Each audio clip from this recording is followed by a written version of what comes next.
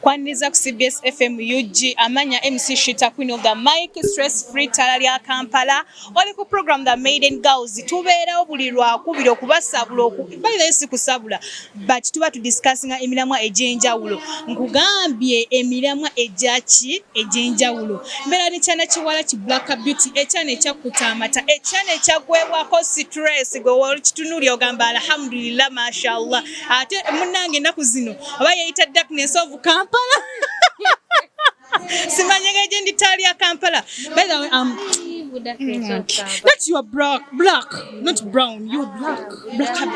Yes. Are you not black? Saka wayanji ya watu wa ku CBS FM UG.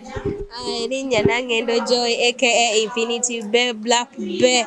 Ono mwana agamye mbusebo nze darkness of Kampala but I don't care. Era nze sigenda gwa mkizigo. Sirina n'ekintu kyengenda kwekyusako sigenda kwekoza sigenda kola ki sigenda kweyerusa abongera mukole ki mwogere mulowooza kale nzirugavu. By the way nako kibanyonyola kati abasinga mukola ki mukimanyi uli eritwalire mwami ani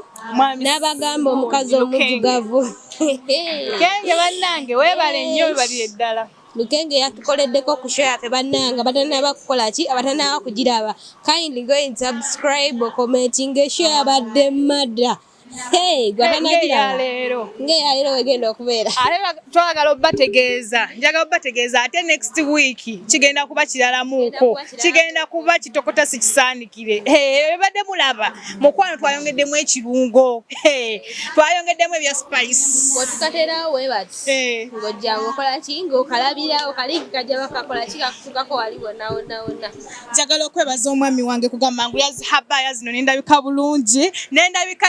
abantu bagamba mchala Haji ngaye mutero commenting alhamdulillah mukwano Haji abikola era abomutima omunafu mukwano musirike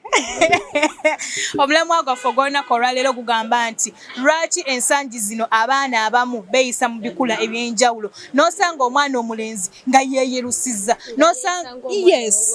omwana w'obwala ng'ataddemu ekipale yeyisanga omwana w'obulenzi lwaki golowooza abaana abo babeera beyisa mu nkula etali yaabwe omulenzi na breachinga nakwata mu kizigo n'omulenzi natekako enjala omulenzi nayambala ne dress bannange mukisusiza ate omuwala n'omusanga asibye balance ng'agaya n'ogaya enkwakyo lwaki okirowooza lwaki kiri bwe kityo ogenda wali eri commenting otubuulire lwaki Joy gwe ku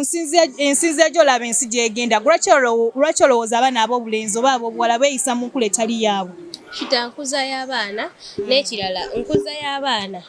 kati olaba abazadde balina engeri gye bakuzaamu abaana bo bakuzizza babeera n'abaani abaana bo beeyisa batya oba monitorinze otya abaana abamuye kati oyinza osanga omwana omuwala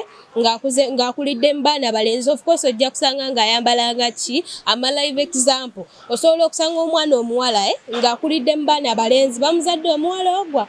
okitegeera kati nakaka nange embeera ze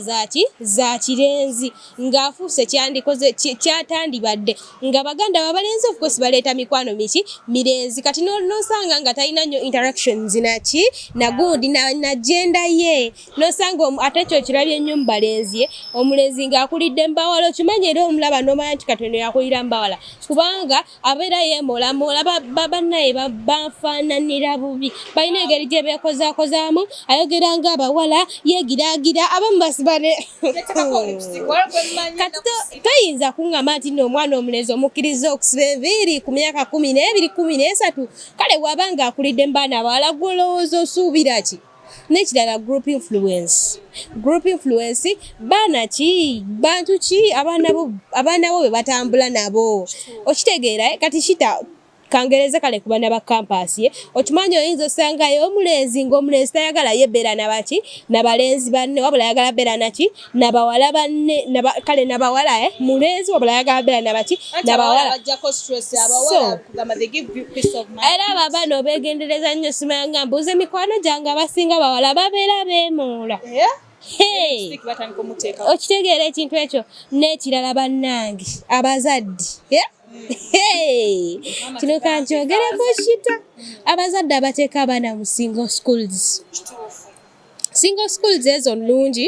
single schools ezo nnungi naye omwana wo omugyeyo ng'omanyi kikyali. I can witness, I have one of my friends twali tusoma naye campus. Naye twagenda olaba, how can you talk to your best friend, mu best friend, n'ofuluma ne mwogerera essaawa ssatu for 3 hours. Mubeera mwogera biki? Kale mudiscussinga naye Shitah muwala muno era ffe twamala ne tumuzuula nti alinamu guli omuze. Okitegeera ng'alinamu guli eri omuze. Oba ebintu byomufu simayina kumanya naye eyo saagala genda bamita model music oyo gayo omulaba abeera ku TikTok naye nenjogera neneeyisa ayogeranga mukyala waliwo no senga kyogera yoyo bayita kyakayo simanya abakiwa Ofachine dunia musajja wa Mami Lakizari. Kaima yakakanye, kaima TikToka. Yakakanye tache kugamba sijamulaba nanyo. Na ye no sango omwana obulenzi. Baida oyo Mami Lakizari yatugambe kitu kimu. Waliwo Parisian smoking. Bana yawafa tibamuzika mu Uganda. Muzarachi. Esooka batuzika bubi. Batuzika mu nsiko. Batuzika mbitoke. Ye agamutwale America. Bamuteekewa wonna. Jabadde ayogeramu ogamba nange kiki kino kiwaje tugenda joyi tugenda wa oba n'omusana yataddeko lipstick nafika kwemolera ate ba tiktokers anze bwe nsanga muwala mundange n'otandika ebintu by'okungiraagira kugamba anti maada kyewera nti oli maada ale nakuzina abaana abobulenzi bavuze n'omuze baba wasana buwasa wangi baba wasa mukwano mama wamusala amagenda n'amadolirosi nalabye anti junior omumanyi mutabani wa Tamale Mirungi oyo bamuwasa buwasa naye mukwano nze nkusaasidde oyo bamuwasa buwasa recently omukazi yamukanyugira ebintu wawe n'amugamba bannange mami ensonyiwa newonakola biki mami ensonyiwa imagine ng'oli mu kiti kya musajja lwaki tuka extent okutukamu eyo embeera baida n'obwavu bungi ekonome togiraba zoyo byonna njabikola naye sigenda kwetunda sigenda kulya kisiyaga naye nga ye ekonome ey'omugirawa ebirala byonna nja kubikola naye kye sitagenda kukola kulya kisiyaga lwa ssente nakwetunda lwa ssente ate abaana ab'obuwala omanyi ennaku zino kye bakola basiba dreads oli neyeyo kyatatu yenna by the way it's good to wear like a boy naye abantu abakulaba tebasobola kukola tebasobola kumanya kikyoli so they are going to judge bagamba oyo omwana ali ebisiyaga yet you're not one of them okitegeera Anko Chumi omumanyi yogera bulungi ankani oba Anko Chumi oba Chumi tiddemu enkwani oba ye Chumi Anko yo TikToker naye bane omubuuza omuno omukazi ono omusajja mukwano ng'ate mukazi ddala ate oyo oba ye musajja oba mukazi yannema okutegeera kubanga n'abamukayanira abakazi okitegeera waliwo ennaku zino ebiseera ebyo byemabega badi amufuniramu wanga nedda mukayanira mukazi muli awo mbu mulwanira mukazi munnammwe mbu kale tugeze mbu Shitah mbu ye musajja mbu nga nze nnwanira Shitah mbu tulwana ne wabanga Shitah nze best friend yange sisobola kumulwanira so banaye abazadde mutuulaawo mubuulire ku baana bammwe kubanga abaana bammwe bwe mutababuulira tewali n'omwagenda kola ki tewali n'omwagenda babuulira emize egimu giva waka n'abaana balaba joy baganye ebintu by'amangu nti oli ajja kugamba let me behave like a girl so that I can attract ate abazadde b'ennaku zino mwatuzalidde abaana abalenzi abalungi bannanga abaana balungi kati gw'obulwako n'ogamba oba n'omulenzi ate nga wagenza onosanga nga mulungi n'ogamba ono muwala oli mulenzi naye batandika n'omuwaana ne bamuwaana ekisusse oba muwaana ennyo munnange ng'akola ki ng'atandika kutwambalira busikaati mubasage mufunza abazadde balekerawo okuzaala abaana abalungi bazaale ku babi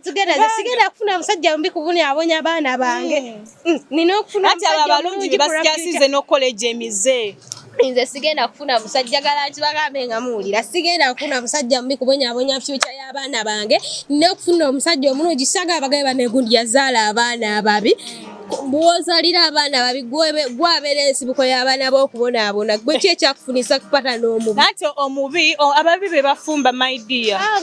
ate ababi be bakyasinza okuba ne ssente bw'ogenda zaala akaanako bagambe banewazadde akambejja kumba oli nga mulenzi walazadde omumbejja omulangira naye kyagumiikiriza bubi Shitah